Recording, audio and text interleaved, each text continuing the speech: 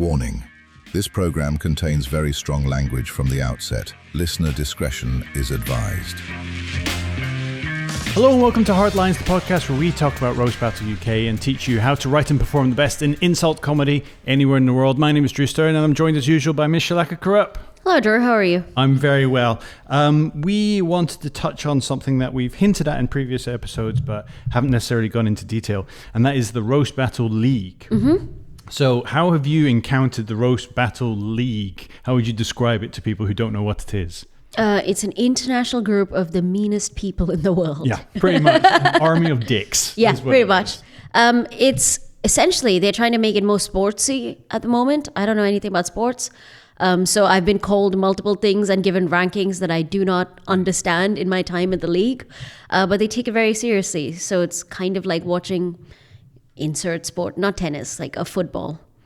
Yeah, but more like an American football because it's so complicated in how it's put together. You have drafts and you have people do fantasy. There was a time when they were doing fantasy football, but for fantasy roast battle leagues. That I can't quite figure my head around, but essentially there are 16 cities across the world that Thank you. I didn't know the number, so I wasn't going to guess. 16 cities that include London, Los Angeles, New York, and a bunch of others that are the core members of the league. And every week they submit one of their recent battles as their entry for that week into a global ranking, and a global set of judges rank those and give points to each territory based on how they found the battles. Yeah. These are just how funny they found the battle as a whole. So these aren't individuals getting rewarded. These are the cities getting rewarded. We get given points, and then there's regional rankings. So we're in a league with Scotland and Barcelona, and I believe Tokyo is in ours as well. Yeah. And then the East Coast of America is in one, the West Coast of America is in one, and there's another international one. There are 4 major categories for those 16 cities. And then beyond that, there's 52 countries, which are the smaller league, who get ranked. We can take a couple of those cities as part of our affiliate cities. Yeah. And it creates this global ranking system that means whoever is the top battler from each city. Yes. If your city is on top at the end of the year, yes, you get entered into the World Championships, which you have been. I have done that, yes. Twice. Once. The World Championships once. The second time I won London. We didn't make it to the World Championships. Scotland did. Oh, and we hosted. That's so right. I did an exhibition battle, and the entry from our division, sports, was Jack Traynor. Jack Traynor from Scotland, who was amazing. I think came fourth, but wasn't so amazing on the night. No, but the bronze medal playoff was the best battle, I think, of the night. It was Jack Traynor against Nasty Nate Welch. Nate Welch, yeah. Who that battle, I think, because the pressure was off. Yeah, they were more relaxed. And I think the main battle was Andrew Manning and a guy from Japan, the British. Jay Yamaki. Yeah, Jay Yamaki. And Jay won. Jay did. He won the international world champion. Yeah, which was a great coup. So there's an entire structure in place to reward. We take this very seriously. It is. I don't think it helps as many people from each city as it possibly could, but the International League does reward consistency, and although it has a heavy American bias, by dividing it into territories, that also helps. We are currently, as of recording, at the head of our division, but we're only just ahead of Barcelona. Yeah. One of the reasons we are ahead. James Regal, fuck you. Yeah, one of the reasons we are ahead of Barcelona is because we've taken one of their best battlers, former Barcelona champion, Esther. She migrated, she chose to. Her own division. Yes. I don't think we can talk about taking a black woman from somewhere. Yes, let me. You cannot, especially talk about getting a black woman, sourcing a black woman from another country and bringing her over to the UK. I should have avoided that at all costs. But she transferred. She transferred of her own volition, as far as I understand. And although she battles outside of the UK, and if your battler from your city battles in another territory, you get their points. Yeah. she has battled in New York, and we got those points, which is great. And she started battling out of London now, which is great. And we've seen a bunch of battles with her that have been very, very exciting. And we're going to be seeing her. We're actually going to be seeing 2 local champions. We're going to be watching Ken Grinell, who won the Roast Battle Championship the year before you. The year before 3 me. years ago. Yeah. And Esther, who won the Barcelona Championship in the same year I won my first one, I think. So these are 2 very highly ranked international battlers. So the expectation was very, very high. This one was at the Big Belly Room. I haven't watched this one either. You haven't watched it? I know some of Esther's jokes because, again, we talked about this in a previous episode. We workshop jokes together. And Esther is one of the people who I will send my jokes to, and she's one of the people who will send her jokes to me. And we help each other out. Well, I was there. I heard it, but it'll be great to revisit it. This was a fantastic battle between 2 amazing champs. So let's dive straight into round number 1.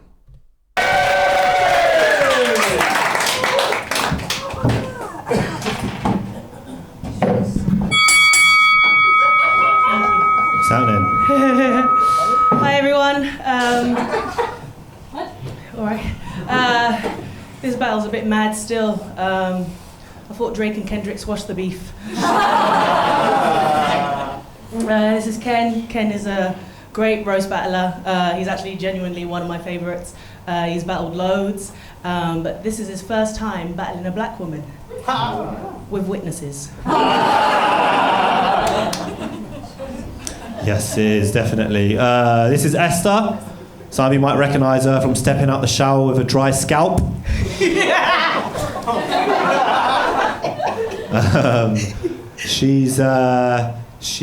Dad's Nigerian and she's pansexual. Yeah, that means when she talks about sex, he hits her with a pan.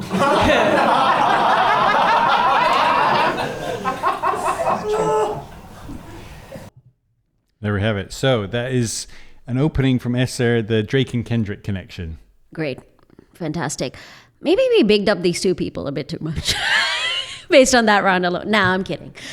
Esther's joke, what was it again? I've immediately forgotten it. So, battling a black woman with witnesses. Yeah. I think the audience was a bit too uncomfortable to laugh at that. I thought it was a good joke. I think it works. I think it establishes the idea, especially if you're going to call back on it later, of Ken being someone who might beat women. It feels like a kind of a grab from the cold that it isn't necessarily something that you'll immediately associate with them looking at it.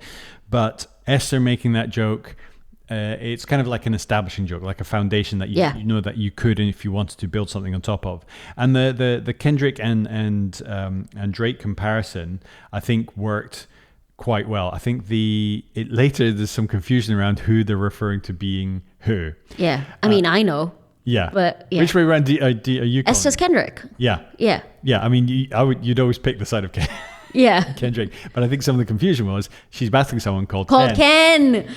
Of course, yeah. So there was some mix up on who was actually being referred to. But the dry scalp one, I see the structure of a joke. I see some people getting it. I'm lost. I heard that joke and I was like, maybe I am white.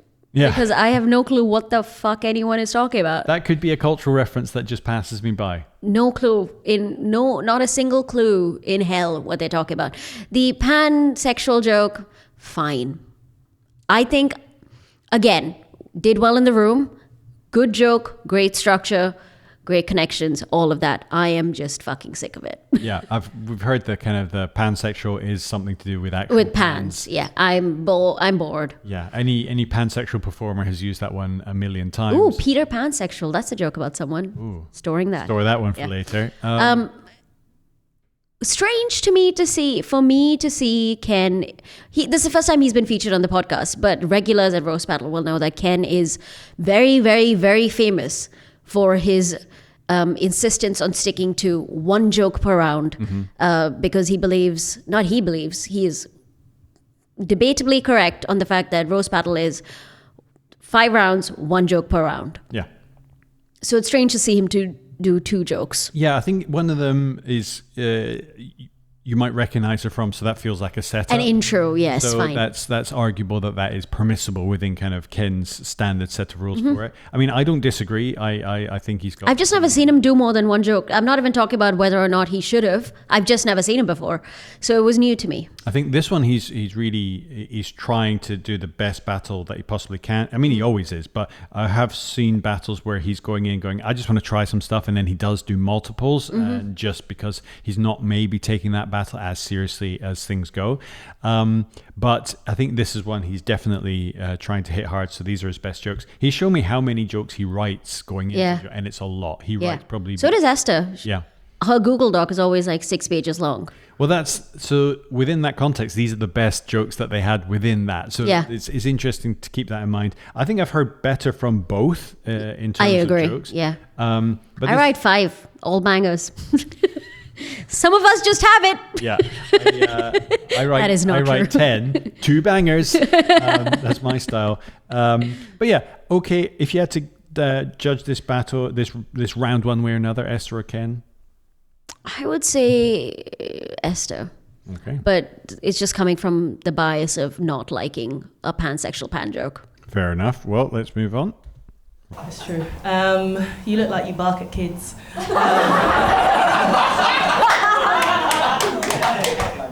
Speaking of kids, Ken is one of 19. Yeah. Impressive. Sorry, I shocked myself there. One of 19 kids, and they grew up really poor, obviously.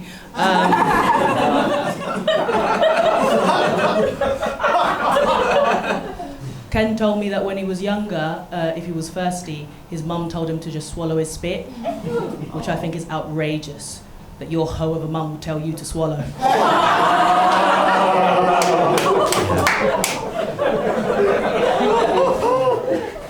Yeah, Esther's mum's given my mum leaflets about Jesus. Yeah, so Esther loves white men. Yeah. If she was in the movie Get Out, it would be called I'm Staying.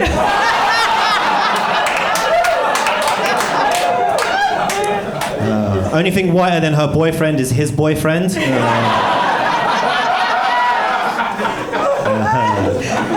Esther's bed has seen more crackers than a cheese board. You're literally half one.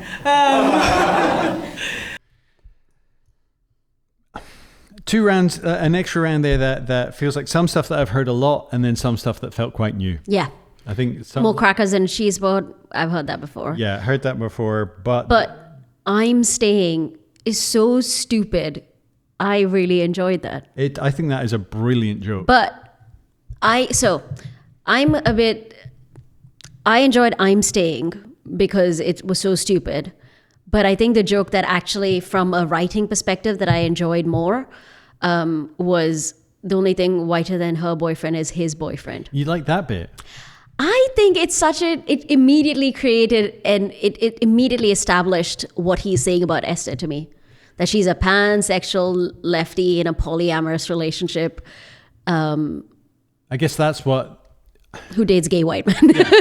I mean, again, joke maths thing, polyamory and pansexual are different things. Yeah.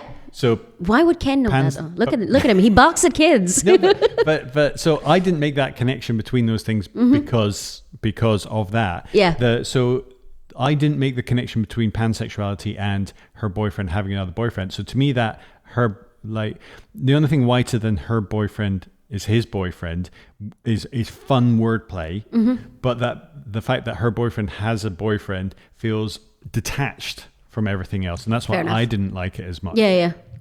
For me, it's the Get Out joke, which I think is... He should have stopped there. It's 3 jokes. What is he doing? Because he couldn't do the only thing whiter than her boyfriend is his boyfriend would have been disconnected because he's established she likes white guys. Yeah. Which got the biggest laugh was from her. Yeah. Because I think she kind of recognizes that that's going to be a fact that is going to have some funny stuff.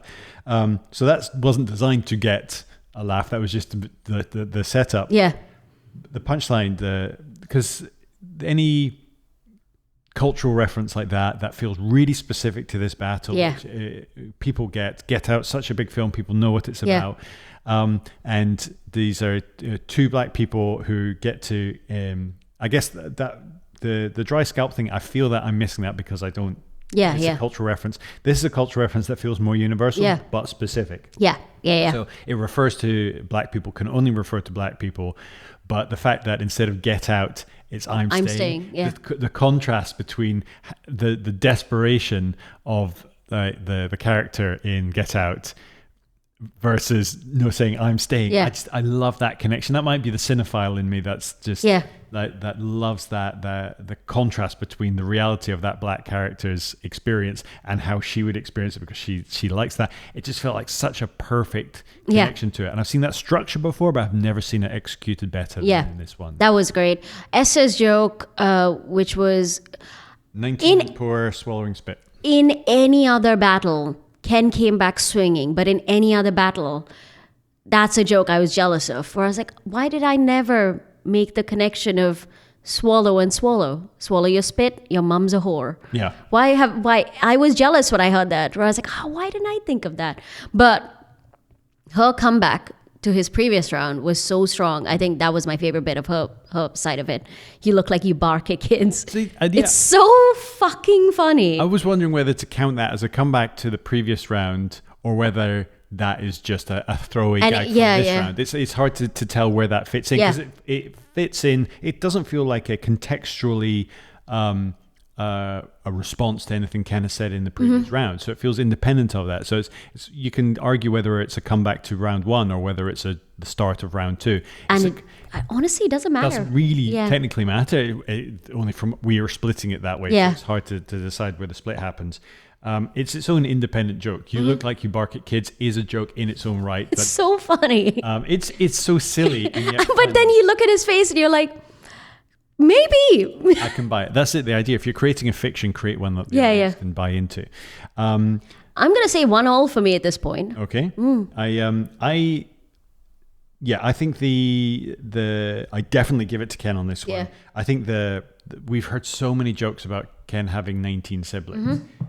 Ken's been battling for years. That's one of his most obscure, weird facts about him, that he's got so many brothers and sisters. So it gets talked about an awful lot. So there's not too much stuff that I haven't heard around that. Whereas that Get Out joke felt really new and fresh to me. So I agree. Ken gets on that one. Let's move on to round number 3. Thank you, Sirius Half Black. Ken is genuinely half black. It came as a shock to him as well. His mum is Irish and his dad is Jamaican. Now, usually, biracial people are hot. But I guess this is the kind you get when your mum loses the rape.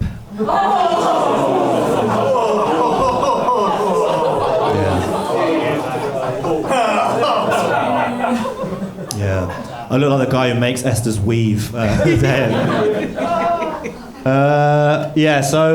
this is Esther. Some of you might recognise her from rolling her eyes behind a reception desk.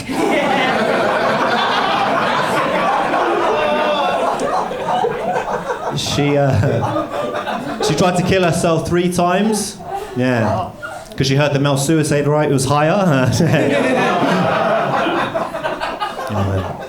One strong joke, 1 week, or one strong joke, 1 week joke from both of them. Yeah, I think the again it's blurring the border between what's round 2 and round 3 from Esther. She comes back with your half one based on the cheeseboard joke before, and then I don't know what are you counting from Esther's that was the strong joke? Loses the rape. The weak one is I thought biracial people are supposed to be hot, which I've heard so much that I've said it on stage about Ken. Yeah. I've heard it about 6 or 7 times. I mean, I'm not. To me, Ken looks like a perfectly handsome man. I don't see the non-hotness in it. Not ugly enough to kind of call that out. Or I'm perfectly open to the suggestion that I'm not seeing it and he is actually horrible looking to women. But I'm not seeing that. No, he's not horrible looking to women at all. But I think it's if you're biracial, it's enough. to make that joke where you can just imply, like I call David Hunter a 2, which we've discussed on a previous episode. He's not. He's a perfectly attractive man. But I think you can just call someone gross looking. Yeah. Unless they're looks like gorgeous. You know what I mean? Fair enough. So you have to really hit quite a high threshold before it actually gets that. Okay, fair enough. You like that one better than I did. Loses the rape. Yeah, I thought that was fine. I thought it was a swing. Fun fact, that joke was actually given to me by her. Okay. Turns out I also draw the line at saying the word on stage for a battle I did against Adam Kumas. Okay. And now I wish I'd used it because I lost that battle pretty badly as well. But the context within which it was written made more sense for that battle than it did for this battle. Okay. Fair I enough. can't remember what the context was, but I remember thinking it fit that battle better. Ken's joke, the receptionist who rolls her eyes behind a desk. Yeah, I love that one. Fantastic. Yeah, I feel again that feels like something I feel he's in a better position to get away with telling. Yeah. But it just taps into kind of a racial stereotype that people have, and it's saying something without saying it. Yeah. And within that context, it works perfectly. I also think he did mumble it a bit, but underrated. I look like the guy that made your weave. Yeah, nice little So throwaway. good. Such a good comeback. That's definitely one of the ones that he will have had pre-written, ready to go. Yeah. I thought that deserved way more than it got in the room. I agree. And what was his joke after that? I remember not liking it. Yeah, she tried to kill herself 3 times because she heard the male suicide rate was higher.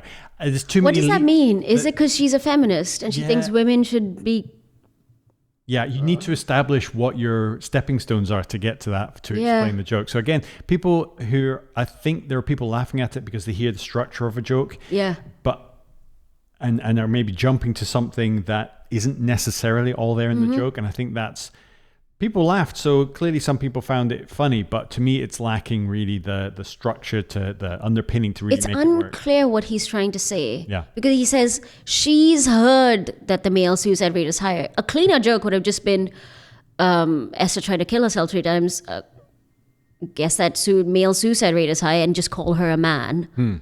As opposed to making it a weird joke about how she's competing with men. Yeah, I mean, it definitely needs an extra layer into it to kind of, for me at least, to really rate that. But the man who makes his weave and rolling her eyes behind the... Yeah, Ken's got it for me on that one. So that's 2-1 to Ken so far. This battle is crazy, man. It's literally house versus field. Everyone else, read a Black History book. What the fuck are you going to do in the field, bro? I don't know, something. You enjoy the house. Well, them nails, bro. What the fuck are you going to... Let me get my joke out. Sorry. Ken is a don at roasting, as you've seen. And he's done it all over the world. He's actually been flown out. He's done the Edinburgh Fringe Festival, New York, LA, Chicago, Austin, Australia. Like, the only thing that's been in the air more than Ken are his mum's legs.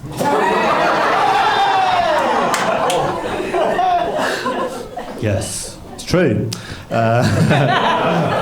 Right, so Esther has 70 tattoos, a bad temper, and tried to kill herself 3 times. Yeah.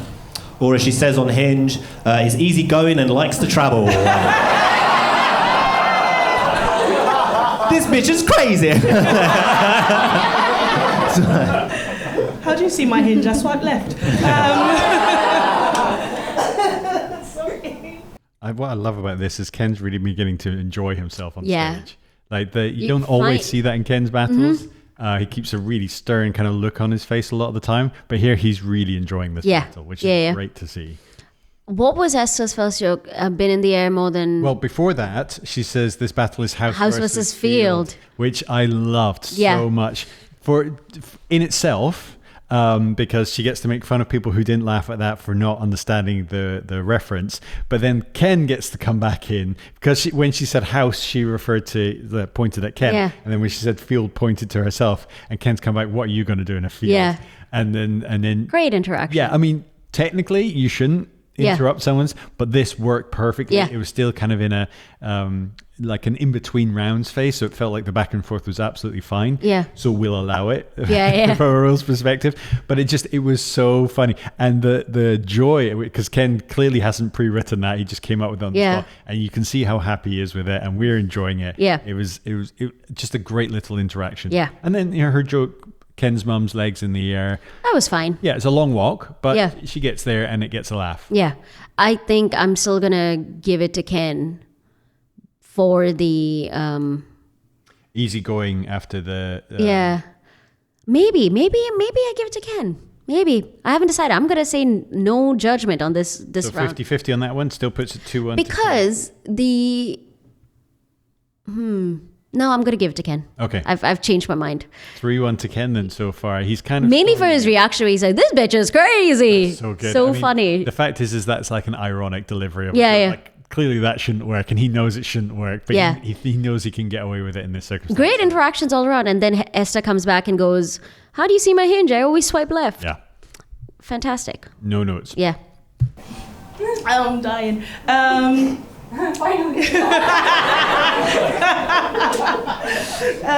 Ken, you look like you're your only black friend.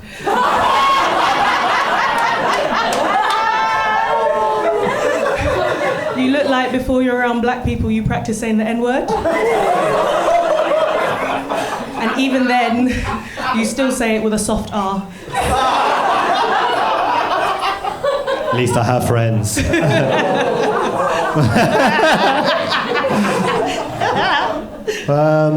So Esther ended a 6-year relationship and tried to kill herself 3 times. Yeah, it turns out she's really bad at tying knots.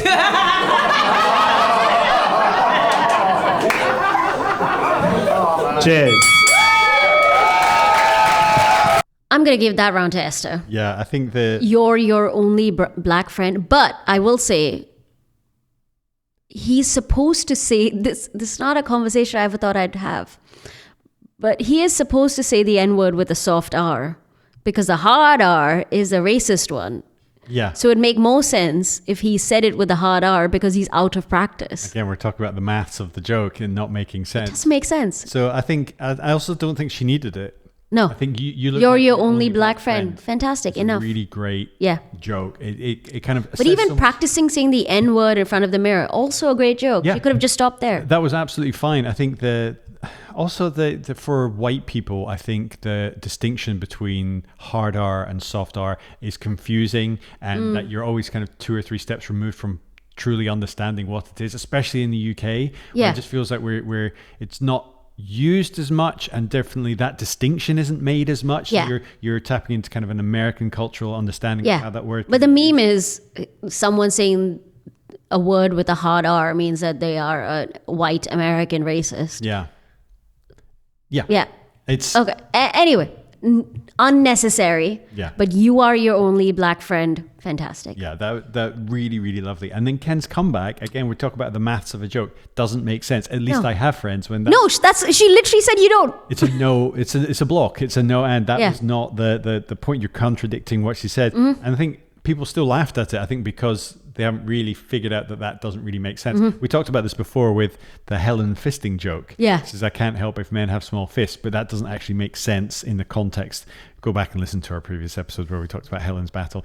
But it's not good enough to really be great. And then his joke about tying knots, I thought was Great. really Fantastic. clever. Very, very simple, clean, great writing, great structure, no notes. Little bit of a long walk. Yes. So you have to establish relationships not working and the suicide thing, which Yeah. is, he's mentioned before, which has become a bit of a theme. But the not good at tying knots, lovely double meaning. Yeah. Just nice little finisher on Yeah. that. So which way would you go on that round? Esther. Esther. Yeah. Which I think makes it 3-2. So we've given it to Ken, basically. Ken in this thing. But let's see what the other judges had to say. That was a banging battle. That was good fun. Helen, kick us off. What do you think? Oh my god, I love when minorities fight. No, I don't think you guys appreciate like how much of a treat you just got. Like both of these people have been champions of roast battle. Esther was a Barcelona champ at least once, I think twice maybe. Twice. Ken was the champion in London twice, was it? Once? Oh, that's embarrassing. No, that was incredible. I was like enjoying it so much, I didn't write anything down, and now I forgot everything. Mainly because like every time I'm on stage with Ken, I'm like, where the fuck is he looking? It's mainly for me. Anyway, that was so great. Like I didn't get the house versus field joke, but I laughed anyway because I didn't want to seem racist. Black woman is speaking. I'm sitting my ass down and listening. That was fantastic. I think I didn't write anything down, but I think Ken got some bigger pops. But then Esther said if I vote for her, she'll give me a pass to do this.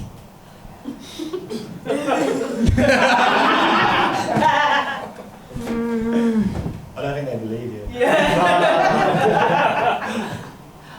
I'm gonna vote for Esther because I don't like Ken very much.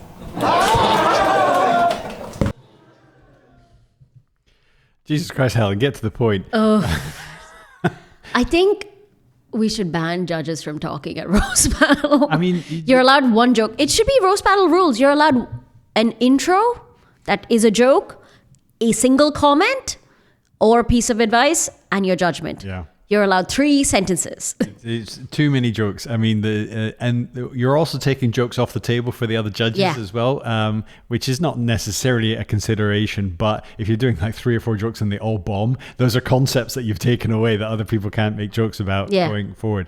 It's a lot of talking to then really have no real judgment on it. Also, as a judge, I would not. I mean, Callum's a lovely man and he doesn't give a shit, and he will book people and he's fiercely loyal. But as a judge, I would not personally go on a judging panel and then tell people I haven't written anything down 3 times. Yeah.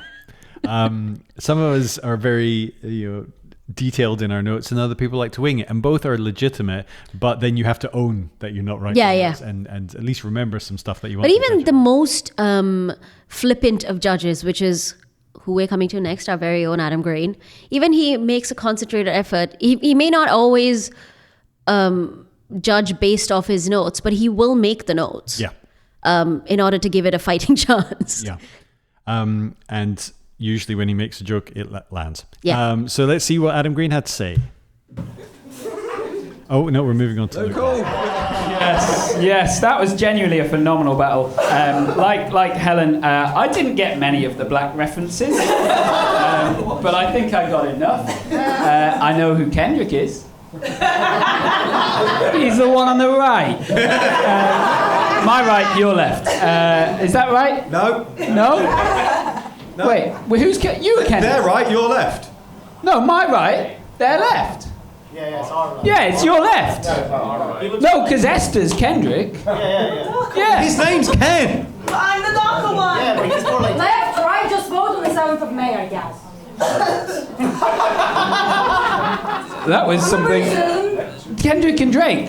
Esther was saying that she looks like Kendrick because she's dark-skinned, and Ken looks like Drake because these guys colonized us. Because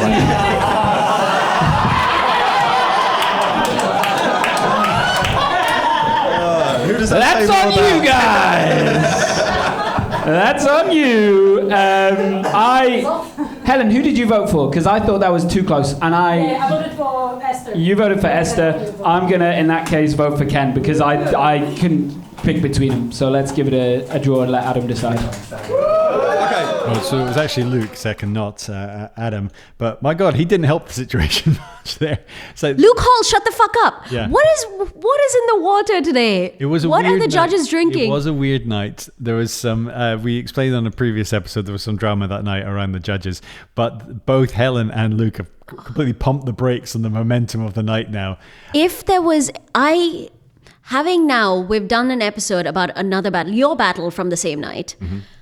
Having now seen this, I can understand why David Anthony just picked someone at the end of your battle and was like, enough. Yeah, we are done with this night. Let's all go home. Because if I was there this night, I would have left to literally be anywhere else but that room and come back and found out what the results were later on. It doesn't really give you, in this particular case, faith in the judges when they grind the night to a halt. We've seen battles that have gone badly where the night has been saved by how it's been judged, and this seems to be like a solid battle, but then the momentum's been ground down by the judges. Yeah. So it shows that the judging is an integral part of the show. Yeah. And I think there should be more rules for the judges. It's also similar with the battle. Read the room. Yeah. If another judge's long monologue has not gone down well, don't do another long monologue. Yeah. So it does mean that judging-wise, it's even going into the third judge, which isn't completely contrary to what we've been thinking of. How I think that's fair. Yeah. So we go to Adam Green for the final judgment. Adam, give us it. Hi, Dave. Thanks for having me. Now, I've been judging roast battle for 8 years now. And I thought that was a great battle. Wasn't that a great battle, guys? Very good.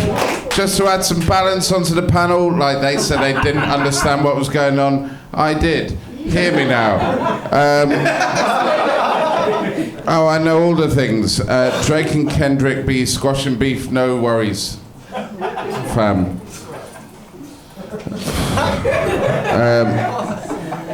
Something about crackers. I felt a bit personal about that. That kind of felt. Listen, there was a lot of stuff happening that I didn't really know what was going on. Like Ken's mum's a whore. No, I could relate to that because she's Irish. And Ken, when you said you recognise Esther from rolling her eyes behind the reception desk, I thought, yeah, we all get that.